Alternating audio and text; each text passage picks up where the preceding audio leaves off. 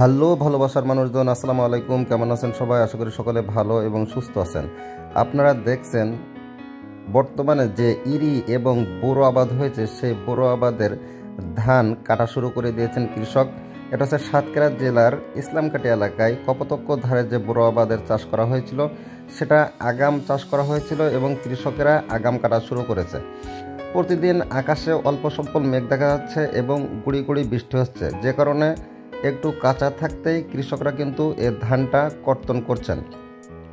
দর্শক, আপনারা দেখতে পাচ্ছেন কপোতক্ষ নদের তীরে যে সবুজ ঘাস হয়েছে, সে সবুজ ঘাস কৃষক এবং কৃষানীরা কেটে তাদের গবাদি পশুর জন্য নিয়ে যাচ্ছেন এবং সেখানে কিন্তু গবাদি পশু বাঁধা আছে, বেঁধে রেখেও খাওয়াচ্ছেন। কপোতক্ষ এলাকার মানুষজনের কাছে কপোতক্ষ একটা আশীর্বাদ। এপাশে দেখছেন এক ভাইয়া বা এক চাচাও বলতে পারেন, চায়না স্টাইলের একটা জাল, সেটা ছেড়ে গেছে, সেটা ইনি মেরামত করছেন। এই জালটি কিন্তু কপোতক্ষ উনি পাতবেন, পেতে এখান থেকে মাছ শিকার করবেন। দর্শক, বাংলাদেশের প্রধান দুটি ফসল হচ্ছে আমন আবাদের ধান এবং বোরো আবাদের ধান।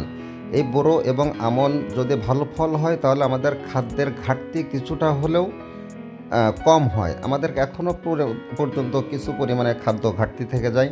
সে খাদ্য ঘাটতিটা যদি আমাদের চিকিৎসক ভাইয়েরা বোরো এবং আমন আবাদ পর্যাপ্ত পরিমাণে করে, তাহলে এই ঘাটতিটা কিন্তু কাটিয়ে ওঠা সম্ভব। দর্শক, আপনারা দেখতে পাচ্ছেন এটা ইসলামকাটি এবং বলরামপুরকে একসঙ্গে একযোগ করেছে একটা ব্রিজ, সেটা আপনারা দেখছেন। পাশে একটা ভাটা আছে, ভাটাটির নাম ছানি ভাটা। ভাটাটি আমাদের পরিবেশের জন্য খারাপ হলেও ভাটার জন্য এলাকার যেসব মধ্যবিত্ত এবং নিম্নবিত্ত লোকজন ছিল, তাদের বাড়িঘরগুলোও কিন্তু ফাঁকা হয়ে গেছে। দর্শক, আমি আপনাদেরকে দেখানোর চেষ্টা করছি বিভিন্ন প্রকৃতির বিষয়গুলো। এখানে একজন কৃষানী, তিনি গবাদি পশুর জন্য ঘাস কাটছেন এবং এখানে মা ও মেয়ে এসছে কপোতক্কর ধারে গবাদি পশুর জন্য ঘাস সংগ্রহ করতে, এবং ঘাস কেটে তারা কিন্তু বস্তার ভিতরে ভরে বাড়িতে নিয়ে যাবে।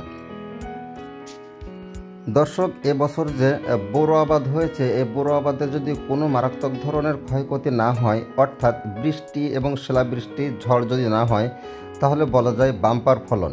অন্যান্যবার বোরো আবাদের শেষের দিকে, মানে ধান কাটার শেষের দিকে যে দেখা যায় যে কারেন্ট পোকা লাগে, বিভিন্ন পোকা লাগে, কিন্তু এবার কিন্তু কৃষকরা সেই পোকা লাগেনি এবং কৃষকরা খুব ভালোভাবেই ধানটা ঘরে তোলার প্রস্তুতি নিয়েছেন। যদি কোনো মারাত্মক বিঘ্ন না হয়, বৃষ্টি না হয়, ঝড় না হয়, শিলাবৃষ্টি না হয়, তাহলে কৃষকরা খুব সুন্দরভাবে তাদের ধানটা কিন্তু ঘরে ওঠাতে পারবে। এখন প্রচুর রৌদ্র, দুপুরের সময় কৃষকরা ধান কাটতে কাটতে একটু বিশ্রামে গিয়েছে। এখন হয়তো 10 থেকে 15 মিনিট বিশ্রাম নেবেন, তারপরে আবার তারা কিন্তু ধান কাটার কাজে মনোনিবেশ করবেন।